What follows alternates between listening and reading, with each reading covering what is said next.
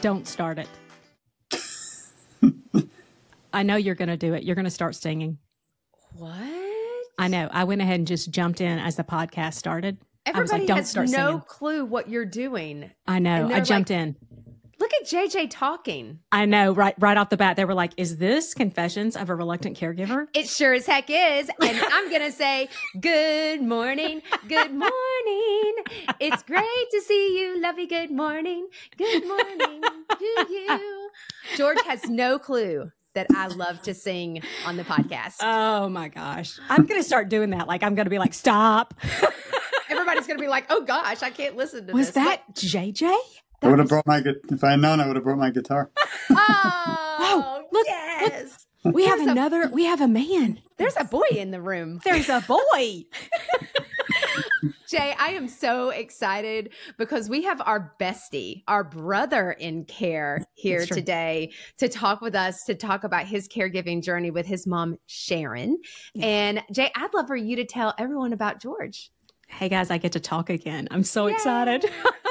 So today, Natalie, we have somebody really special, and you've already told that it was George. And every person for us is special because we can relate to everyone because they're caregivers. But George shares a pain, and he shares a battle that we share with Parkinson's disease with his mother, Sharon. He cared for his mother, and he has extended into her legacy with Together for Sharon, that foundation. I call it a movement because, George, it is a movement. But today we're here to talk about George as a male caregiver, and they are a hidden tribe of men out there that we're working to really shine a light on. George, we are so happy to have you here with us today. We should probably say George's last name because he just is like, he's like Madonna. He is. This is Dr. George Ackerman. Now, George is a New York native. However, he lives in Florida. Natalie says she's going to live with him because of his wife and his kids because he's in Florida. I mean, might as well. George is like welcoming everybody, right, George? Yeah, so he is. So, but we need to, Natalie says you were born, and so you were in New York, and then somehow you ended up in Florida. Yeah. So there's kind of the story right there, but kind of tell us a little bit. We need a little background here, George. Give us some backstory about the fam. A little backstory about your life. Thank you both. I just want to thank you and your family and all your viewers for giving me the opportunity. It means the world to us.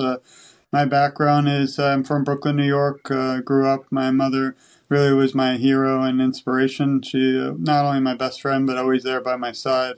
And she, unfortunately, was divorced with my father in a good way. That didn't happen, and she didn't take that leap to Florida. I would never have met my wife and my support and my kids. So I really thank her for that, too, even though that wasn't the topic. But, she built something in a family. She had a master's in psychology. She was a school teacher, but she actually sacrificed everything to help me, my brother, raise us. So that's where the drive, I guess, comes from today, where I don't want to give up in her memory, and I wouldn't be the man I am today, or even the male caregiver if it wasn't for her sacrifice. Oh, I love that. Okay, so you have a brother. He has a brother. He has a brother, so there's two of them. So George, are you the oldest or the baby?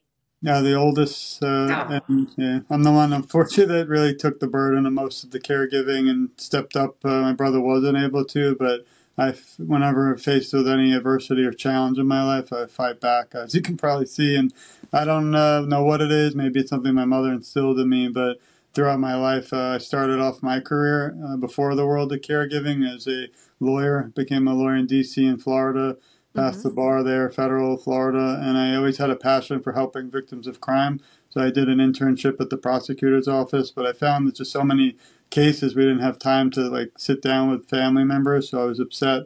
I decided to kind of go in a different world and went inside to the police field, became a police officer, went through the Miami Academy, which was really rough because I was kind of the trainee, which I hate, and a lawyer. So that was double boom.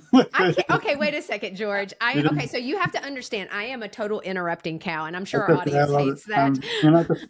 But I'm sitting here like, okay, you're an attorney. Yes, were you a public defender? What was the attorney? I was on the prosecution side, but I did do defense after I left there, and I was an intern, so I didn't actually, I saw saw how it was. It wasn't, you're sitting knee to knee with criminals in prison. And I actually am a professor too, we'll get to, but I teach individuals in jail to get their degrees, because going from prosecutor, I was really, and again, no offense, but I was pro-police and everything. I didn't think they could do wrong. Then being in the defense, I did white-collar crime. I did see the need for both sides and how important it was. And then also going into the police field, it opened my eyes. Unfortunately, again, you have to hand a brochure to victims and move on. Just don't have time. So that's where I was kind of in a struggle, because I really wanted to help victims, but I couldn't. Those, for me, wasn't the way to do it. So thankfully, I fell into education and I became a professor, and I did my PhD in criminal justice. I'm not a medical doctor. I only play one on TV. But so the nice thing is I was able to finally find what my dream was, and I sat knee to knee with African American mothers who lost their loved one due to murder in West Palm Beach, Florida. My entire 300-page dissertation was how to reintegrate the family members of loved ones back into society, and they're often thought of as secondary victims. And that, again, correlates, in my opinion, to the Parkinson's community, because as both of you and all the listeners who are aware of Parkinson's, the government here in the U.S.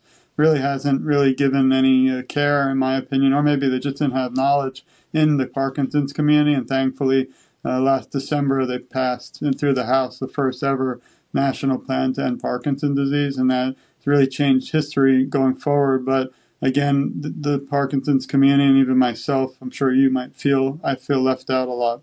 And that's why I fight today as a caregiver, but from caregiver to advocate, because there's so many people like both of you who I feel become like family, who I spend more time with than my family, and I get yelled at about that. But, everyone's got a purpose, and I'm just going to keep fighting for those who are diagnosed today, those caregivers like both of you who are still caring. And now, again, I'm shifting a little bit, not forgetting, but shifting to people like me who are caregivers, unfortunately, who lost a loved one due to Parkinson's. And there's really millions of people like me.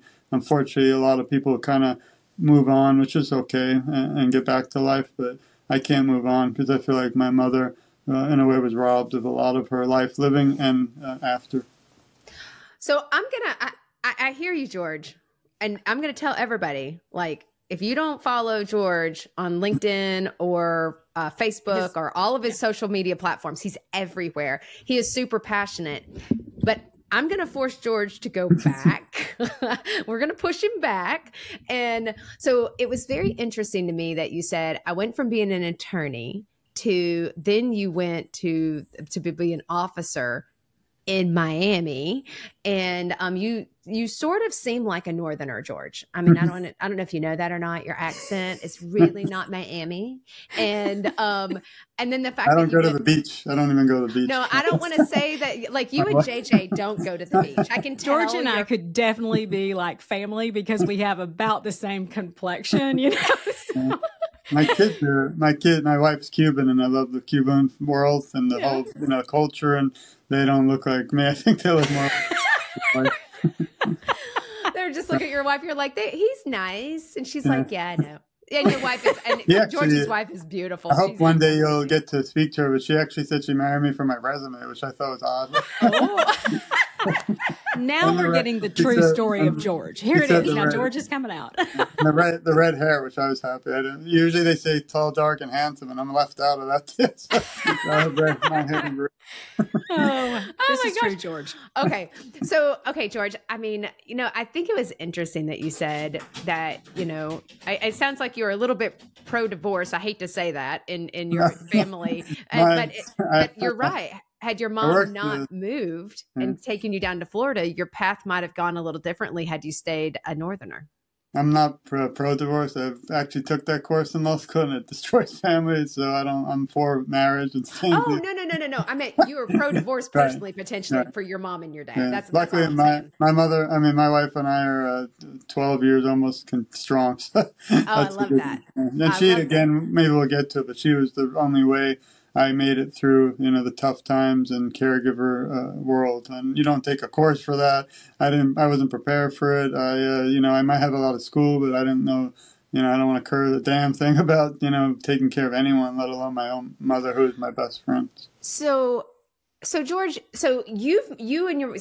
you're down in Florida, you're with your family, you've grown up you've done all these wonderful things. And I know for us with our mom started showing signs of Parkinson's at 48. And so what were the first signs for you and your brother that, what, tell us a little bit about the little bit back there, and then of course how that impacted you.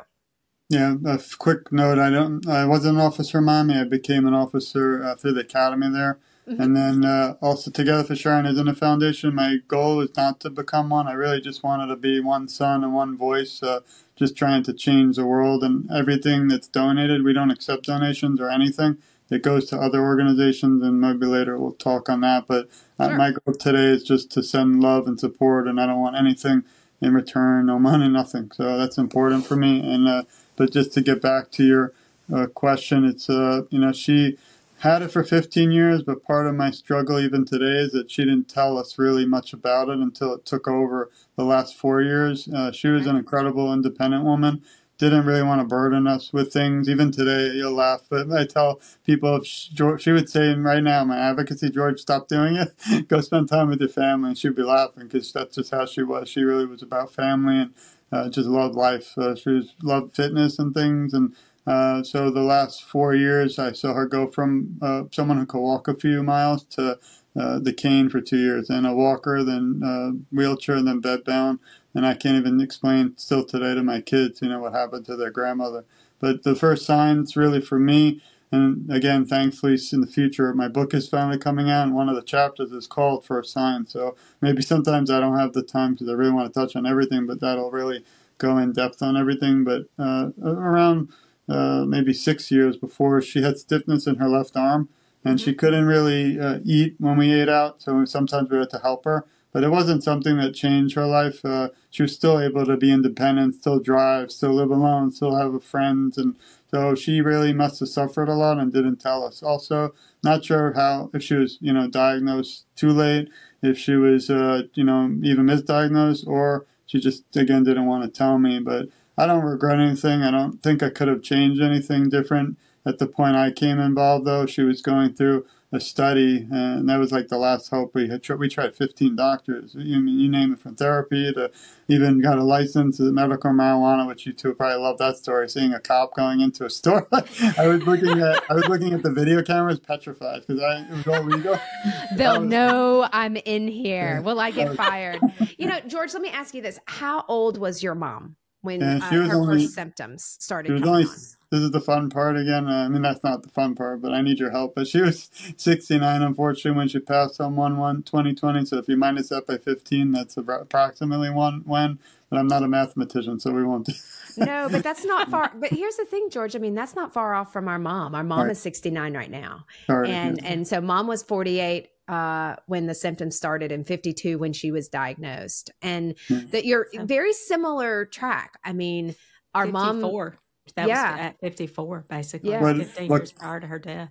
Yeah, what's a constant struggle for me still, even as a caregiver or advocate, is that I still don't understand what happened, because we were told by 20 doctors, you don't die of Parkinson's, you die with it.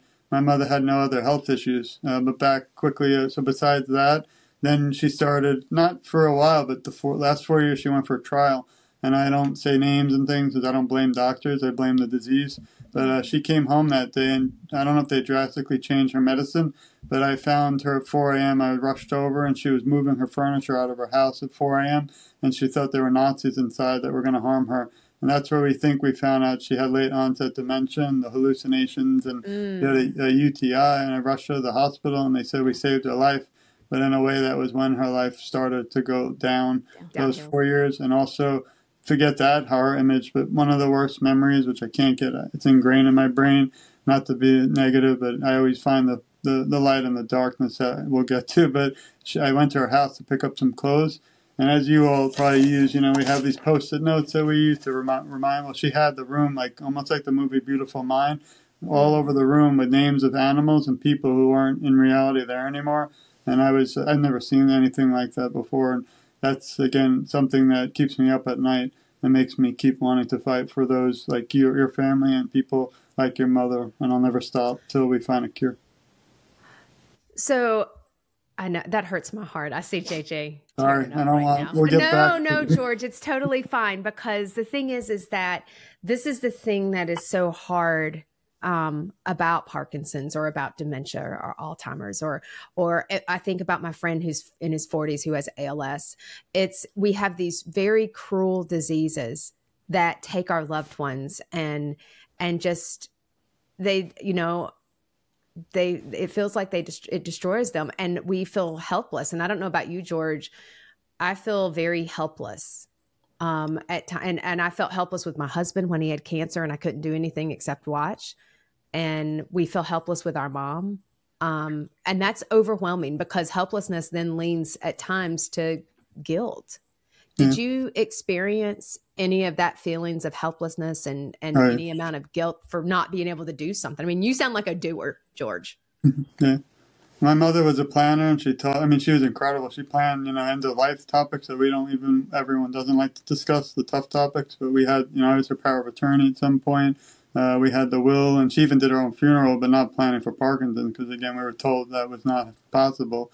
But I went through every emotion, from grief, sadness, depression, anger, feeling like quitting. The biggest thing that haunts me still is holding her hand and her looking at me and saying she wants to be there for her granddaughter Brooke's wedding. And I didn't know what to say. And even now, like, it's hard for you to hear this. I have trouble even 4 years later talking about it. Actually, I'm strong here. I'm 6'2", 200-pound police, law enforcement reserve. But I'll go in the office with my wife after and fall apart. It's just not easy. And I had a honor a month ago to meet Mr. Michael J. Fox. And that was a touching story. But when I met him, it was, it's like when your life flashes by. It was such a great feeling. But it was almost like amazing. But at the same time, I saw my mother in him, because now a week or two since today, he actually had to be wheelchaired out on stage to an award he won. So that was, it's like it's a battle of inner emotion. Even still today, I don't have answers, which stinks. And I just keep fighting again for other people who might not have a voice, and those who we've lost who still have a voice. And I just posted last night, which some of my next book, which we're not going to get to, is really to fight for those who they still have a voice. Like, I feel like my mother still matters, and my journey hasn't ended yet until we find a cure for others. But sometimes we're left out of the table and the conversation, which might be the name, maybe. Jay, I'm going to take a quick break for our first commercial break, and we'll be right back, because we want to keep following up with George. Yeah. I don't know about you, but my inbox is always cluttered with useless emails. But there's one I always open: the Confessions of a Reluctant Caregiver newsletter. You may say, Natalie, what makes yours so special? Well, I'm biased, but don't just take my word for it. Here's what our subscribers say they love. First, it comes once per month, and you can read it in under 5 minutes. Next, you'll find amazing tips and resources to use in your everyday life. And who doesn't love a recommendation? These sisters do, which is why we share sister-approved products and discount links to save you time and money. And of course, you're first to know about the upcoming month's confessions.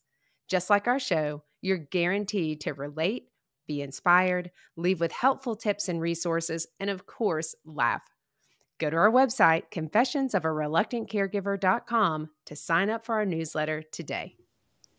Hey, everybody. Thanks for coming back. We are here today with George Ackerman, and he is sharing his caregiving story about his mother and about his journey of caring for her with Parkinson's. And George, I'm going to jump in because something that's really touching me, I've already teared up. Natalie saw me and she's like, I'm going to cover for this because JJ is really getting it. No covering. Tears are welcome here. Yeah, she was it's like, fine. I'm trying to get you laughing. Not crying. Sorry. It's a cry or laugh thing. Something that really gets me, George, and you're part of our male caregiving series. I'm not going to get upset now because I'm going to talk. But there are several times during this podcast that you've said one of the worst times, one of the hardest times. And when you talk about the room that has all the Post-it notes, when you talk about those things that you can't get out of your mind, those are the things I feel like I have those memories of mom when I went to pick her up, when I had to drive in about 5 hours, and she was in the state of a psychosis. Her doctors had over medicated her. And when I got there, she wouldn't talk to me. She would only chew on a pencil. And how important, I guess, how important do you feel like it is for people to talk about that, to share that? Because I feel like if you hold that in, if you don't share that, that's when you can really be overwhelmed. That's when the depression, and you really, how important do you feel that is for men to share that story? Yeah, it's very important, and it's funny in a way because until a month or two ago, I knew somebody approached me about a male caregiving event, and I didn't even know what they were talking about because I never even realized, I never thought, second thought about like if my mother needed me, I wouldn't be there. I did have a weird, ironically, a nurse once tell me towards the end of my mom's life, that we had hospice, but like for a year, it was like a long-term thing. And she said, "What you're doing is amazing." I said, "What are you talking about?" And the nurse said, "Well, most families unfortunately can't do, what I'm doing and won't be there as much. Some of them even have a home and in a different state that life brings to you." And I'm like, "Are you serious? I never even heard of that." And then only a month or two, literally from we're speaking, somebody asked me to speak at a male conference, and I'm like, "I'd love to, but I didn't even know that this is an issue." And now it was a chapter also or piece of my book because I think more men have to stand up. I'm proud of being a mama's boy, and there's not a day that doesn't go by. Like I said, we spoke 10 times on the phone if I couldn't see her, but she was by my side at law school graduation. I have a photo you'll see maybe I put up of me and my mother at my first police shop with my new uniform. And she didn't want me to be an officer ever, and she told me to quit every day. And thankfully, in a way, she didn't make it to COVID and what happened after, the whole world was, she wouldn't have made it through that either, I think. But I think it's very important to talk about. I feel like I'm grieving, and you two help me more than you'll ever know. And I don't want to start joining you on a Barbara Walters minute crying, but this is real life stuff. I mean, my mother, to me, her memory's still alive, but we have an empty seat at the holiday tables, and that's not easy. My daughter was 7 at that point, and she's now 11, and I try to tell the 3 kids all about her. My littlest one was a 1 or 2. He won't even honestly know her or remember her. And I'm actually going to work on a kid's book in the future because I had trouble. I already wrote it just to get the right, illustrator, but I didn't know how to explain this one specific time to talk about a tough time. My daughter Brooke, she was about 7, and we were sitting on a Sunday on her bed just visiting her because her only moments that she loved still even due to Parkinson and the toughest time was when the grandkids were there because although she didn't want to live with us at the point because she didn't want to hear them screaming all day, she loved when they did run over, and we even put a little playroom for them, and there was toys a mess, like a disaster, and we're all neat freaks, so that was trouble. So we're sitting there, my mother starts hugging her, her quilt and saying how much she loves Brooke, and Brooke looked at me and like kind of giggled, but did in a weird way because like confused, and I didn't have anything to say because I didn't know what the heck to say or what was going on, but it was the delusions. My mother thought her, quilt was my daughter, and she was hugging her. So those are the stories that come out, and if you don't talk about them, then we can never really resolve our own inner issues with this. But also, again, the whole entire chapter is called The Final Year, and that was for me something I can't even describe. But I did keep a journal, and I'm not really like a journaler, but I posted on social media, not as much now. And I even had some weird challenges. Somebody actually, I'm writing about this, told me that my mother didn't pass and I'm not really a person.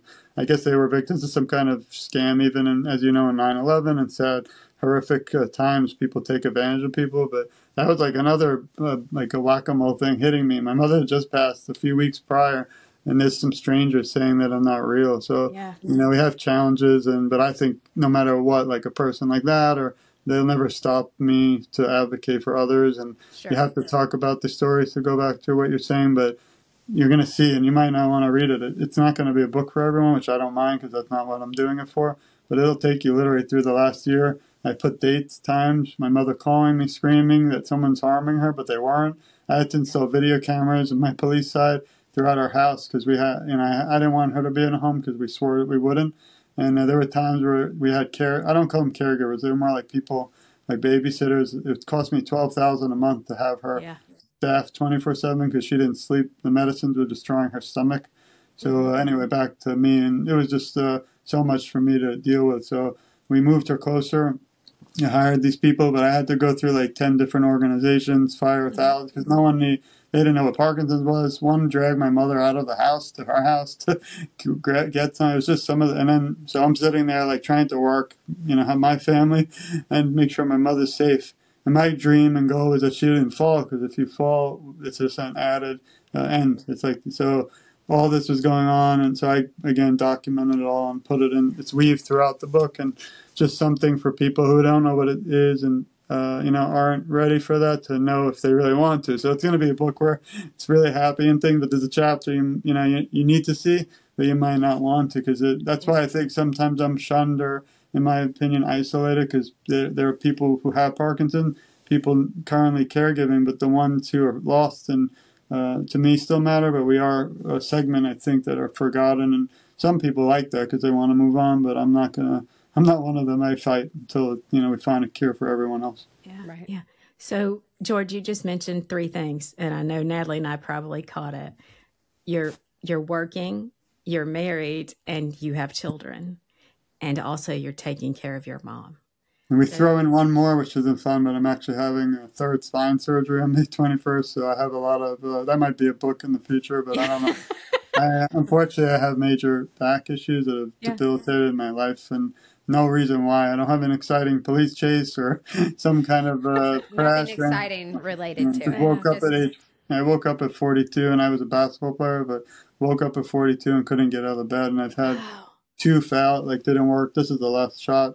If it doesn't work, which I'm going to be positive, I'm going to look into the stimulator thing, but I have no time for that. I want to dedicate my time to all of you. Not for that. But let's go back when. Oh, you did say you wanted to hear about me, so there you go. That's no. That is about you. But I want you to jump back and tell me about that when you're taking these last years for your mom, and you've got all this time. Tell me about also during that time emotionally taking that time for your family, your marriage. Tell me about what's going on with you mentally. Yeah, I mean, I have 2 chapters that are going to be on my partner, my wife, and my children, because without them, I wouldn't be here today, probably. I mean, I'm not that, dangerous to myself and things of that nature, but I could see people getting to that point. My mother wasn't just a person. She was my best friend. I mean, I remember, there's a funny story, a good memory. I don't even think I mentioned it, which I hate when you have a book and then you want to go back, but I can't. So my dream was to have a Corvette, and I finally was able to afford one. It was a blue, baby blue, I have the pants on, even Natalie's shirt, and it was like a dream. So I took it. I never used it because I just always wanted one. It died a few times in the garage because I worked off. So I started taking my mother on mom and son dates. So we go once a month. And thankfully, I was in South Florida, so I took her to some of the most beautiful hotels, in Miami and Epic and things like that. And it was just so much fun. So the first thing is my mother, when I met my wife, she's like, "Oh, now there goes our date." But my wife and my mother became instant best friends too, which was a dream because some families it's not that easy, I guess. Right. But so what we did is, even when I met my wife, we started dating. We took my mother with us on the date. We couldn't use the Corvette anymore because it's a 2-seater. It's a 2-seater. My wife was really my support. I even went to psychology and things, but it wasn't for me. But I'm honored and really grateful that I have someone that, like you will have, hopefully your sisters, and that's a huge sisterhood. I don't really have with the brotherhood. And my brother is amazing, but he just wasn't able, for whatever reason, to do much at all, even today. Did he, does your brother live in Florida? Yeah, he does, but he has, his own life and his own things, and he wasn't really even mentally, this is a lot of mental health, this topic, whether male, female caregiver. I mean, you could lose your sanity. I think I might have at some points where I wanted to just give up and put her in a home. And I even told my wife, we have to look, I can't take it because I'm not trained. I'm not, seeing your loved one kind of deteriorate in a sad way is horrifying. So maybe some thought in my head is, if you put her in a home, you don't have to deal with it. But I didn't want to do that because I wanted to know where she was, how she was, and make sure she wasn't in harm. We had video cameras, like I said, when she said she was being harmed. Thankfully, she wasn't. but I did catch a aide neglecting her at night. She didn't sleep due to the medicines were destroying her gut. And I remember her getting up and screaming for help just to go to the bathroom, and no one came. So we fired that person the next morning. So, there's just so many challenges. And even today, reliving them is not the simplest thing. No, Jay, we need to take one more break and we'll be right back with George. Hey, ladies, I need to interrupt for just a second to share about the Sisterhood membership. It's basically a sale every day. And the best part, it's free.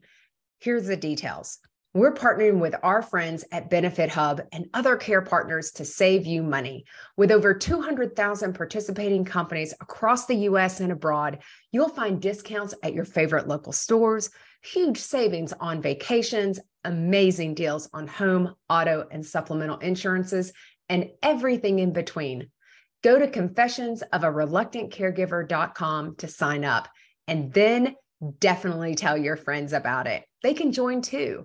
Trust me, there's a discount for everyone. And don't forget, it's free. Okay, back to confessing. All right. We are back with George Ackerman, and we are talking about his family life during the care for his mom, because George is married, was married during that time as well, worked, and also had children. So a true life of a caregiver, Natalie. No, I mean, honestly, it's excuse me, it's exactly the life of a caregiver, because we typically we're just not independently wealthy, sitting over here eating bonbons, waiting for our caregiving to start. I don't know about you, George, but I don't just sit around eating bonbons. I'm working full time. I'm more into white chocolate than I love that. Oh, George is going to let out his guilty confession at some point. Yeah. So I think, how much time, so you're going over, it sounds like you're going over and you're seeing your mom every day. You have an army of people who, it sounds like, kind of supporting her. So because she never moved in with you, she wanted to remain in her own home, but you moved her closer. Is that what you were saying? Yeah, we bought a home. She lived in Boca Raton, Florida, which was only 10 minutes, but I bought a beautiful brand new home, like literally from scratch. And we wanted her to pick it out. It was like a dream for a son to buy your mother a home and her to have no mortgage, nothing. Unfortunately, she was so, I remember the day I have a picture. She was so highlight her life, like her face lit up in joy when she walked in. It was brand new, sparkling, because I think, and they don't have facts, but I think she gained Parkinson due to the environment in her old house. She had a nice house, but didn't really keep it up. She had mold and termites, and nothing against her, but that stuff, and who the heck knows what they sprayed, definitely did something, because she was very healthy. She had no other issues medically at all. So I'm a big believer of the environment. And now you can see cases like the Paraguay and all these, the water and Camp Lejeune. It's horrible. And the government needs to step in and do more. They're just not. So, we moved her to a community over so I could rush over if she needed me. And then we actually decided, like the last year, to sell that and bring her to my house where I live now. Unfortunately, she never made it. And there's a room here that's literally was for her.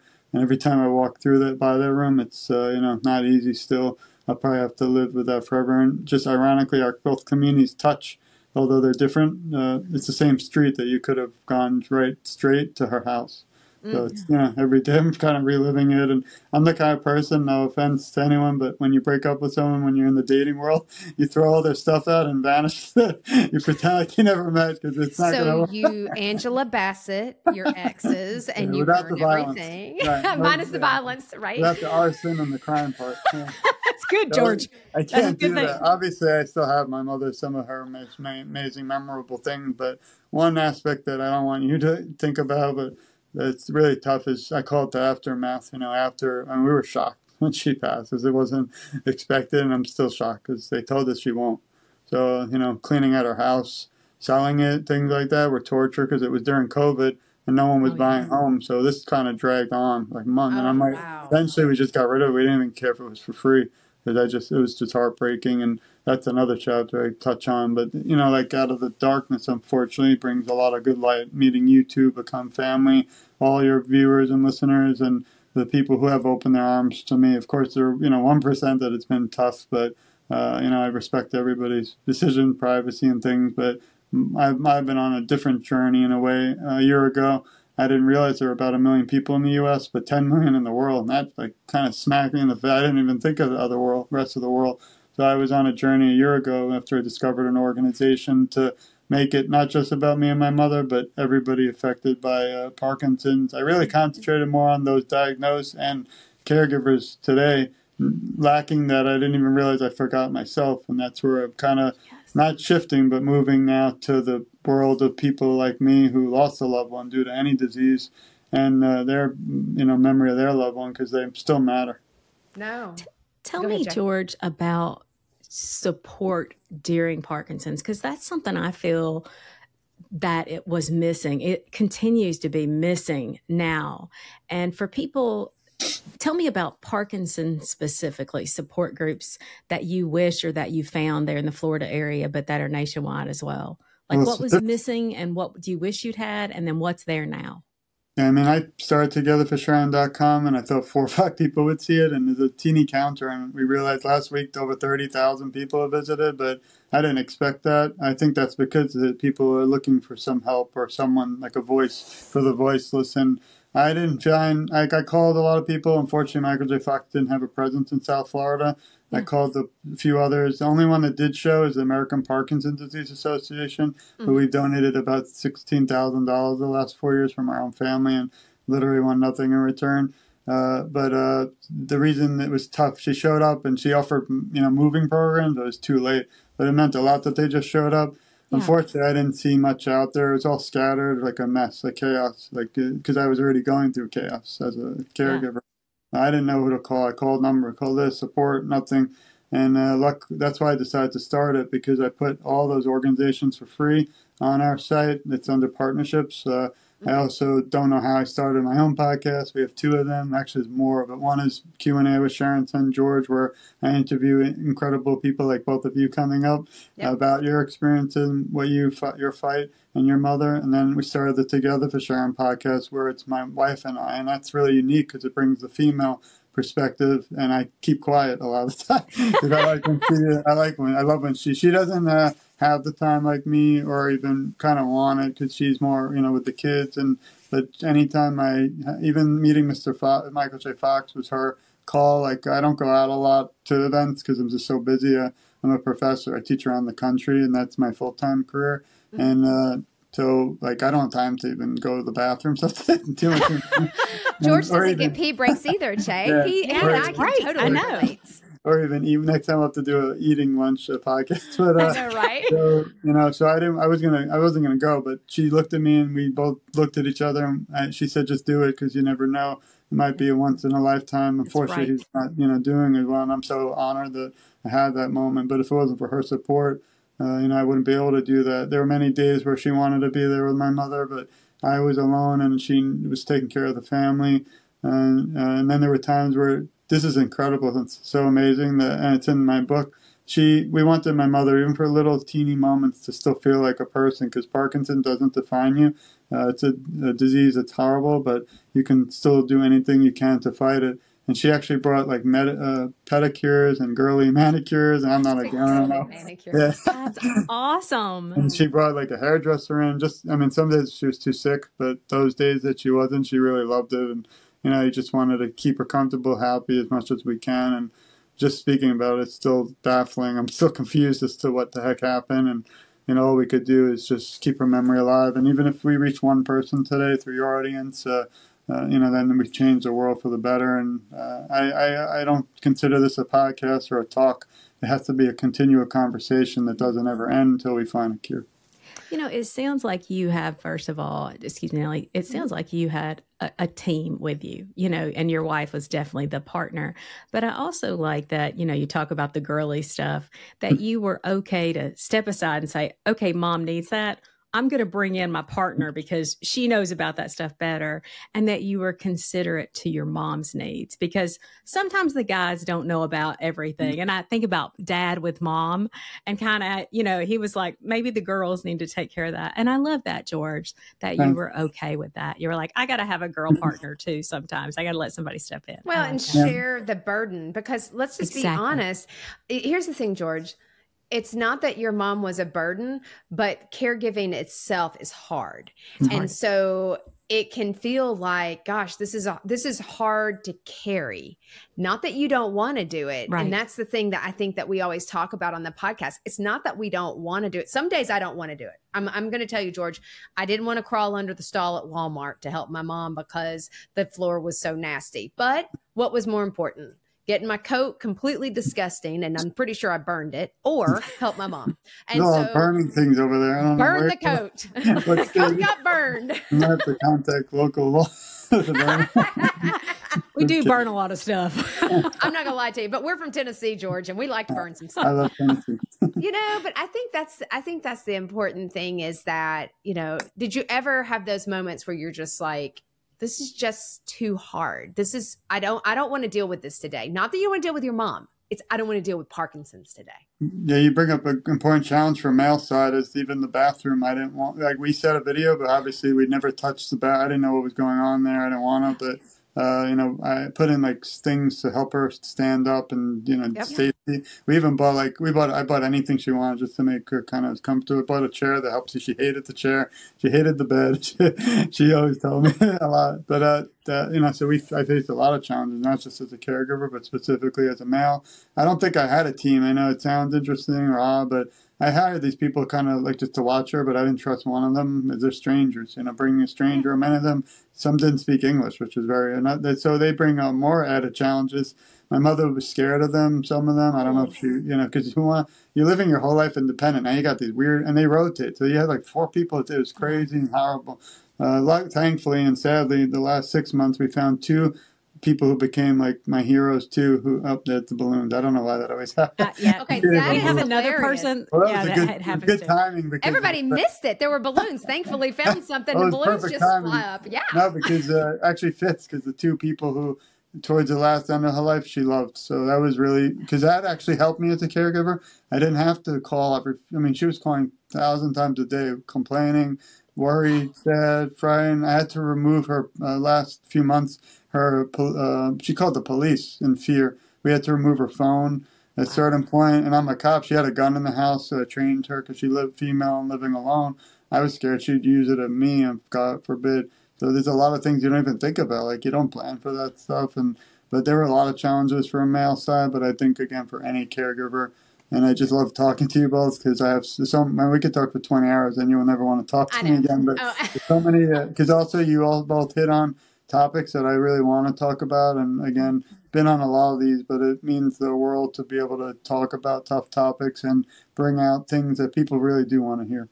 Yeah. Well, it's interesting the things that we talk about though, George, and I don't think it even is just Parkinson's, but as people become more ill or if there's, dementia or Alzheimer's, things like that, where phones, mom calls me constantly and sometimes she does do the emergency call and then she sends me the location where she is. She sends me the location too, George. And I'm like, Mom, I know where you are. She never leaves that location. Yeah, she never leaves. We know where you're at. We don't even. Luckily, my mother wasn't good at technology. So no, but she sends it to me constantly. And I'm like, Mom, please stop sending me your location. I absolutely know where you are.